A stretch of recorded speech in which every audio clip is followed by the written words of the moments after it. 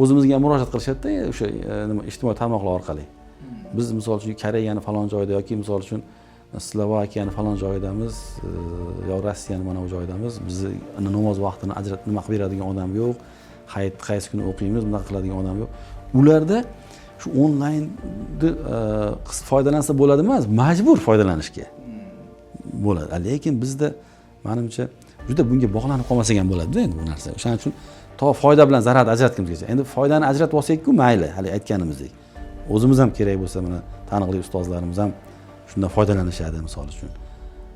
Lekin hali foyda bilan zarar biz qanaqa joyda yashaymiz? Ahli ilmlar ko'p.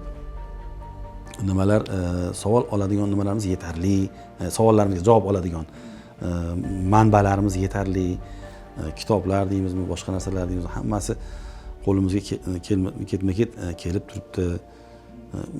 Boradigan masjidimiz ham uzoq emas yoki nimamiz ham hammasi ular birpasda bog'lanib, agar o'zlari bilmasa hal qilib beradi. Juda men aytmoqchimanki, bizni hayotimiz ulardek darajasida emas-ku.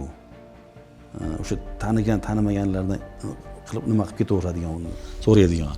Buni orqasidan qarang qancha vayronagarchilik, qancha buzg'unchilik kelishi mumkin. Ularning xatarlari, oilalar ajralib ketyapti-da buning orqasidan. Masalalar kirib, zarar tugamaydi. Oilalar ajralib ketadi. Sheriklar nima bo'lib ketadi? Nimaga shu qanaqadir falon joydagi fatvo bunaqa bo'ladigan bo'lsa, sen bunaqa er bilan yashashing kerak emas. O'zini vaziyatidan kelib chiqib turib gapiradi-da u.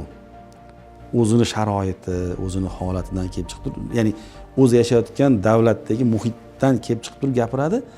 Uni bilmaydi bu yerda qanaqa, bu yerda qonunchiligi qanaqa davlat, qanaqa nimada yashab turibdi, sharoitda, bularni bilmasdan gapiradi. Keyin bu to'g'ri gap shu ekan, mana Qur'ondan dalil keltirdi yoki hadisdan dalil keltirdi deb turib unga amal qilib turib eridan ajrashib ketmoqchi bo'lganlar chiqib qoladi. Oilalari buzilib ketib, bolalar yetim bo'ladi uning orqasidan. Qarang, qancha zararlarni hisoblayverishingiz mumkin-da. Afsuski, o'sha hammasi haqiqiy o'z egasini topib so'ramasligidan-da, endi bular hammasi. Zararlari ko'p.